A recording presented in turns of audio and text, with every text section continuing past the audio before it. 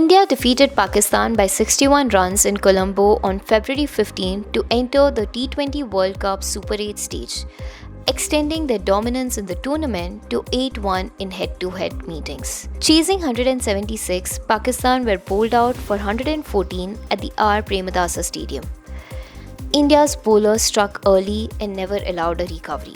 Hardik Pandya removed Shahibzada Farhan in the opening over.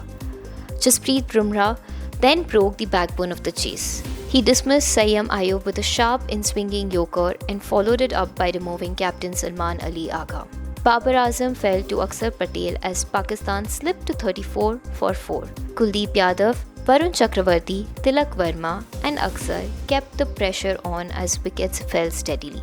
Earlier, India posted 175 for 7 on a slow surface after being asked to bat. Ishan Kishan led the charge with a blistering 77 off 40 balls. It was an innings of power and control under difficult conditions. He shared an 87-run stand with Tilak Verma and reached his 50 in just 27 balls. He attacked the spinners and shifted momentum decisively.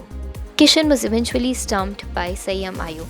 Pakistan briefly fought back when Ayub picked up 3 wickets, including Tilak and Hardik, of successive deliveries. But Surya Kumar Yadav scored 32 and Shivam Dube added 27 to push India past 170. 15 runs came off the final over, bowled by Shaheen Shah Afridi.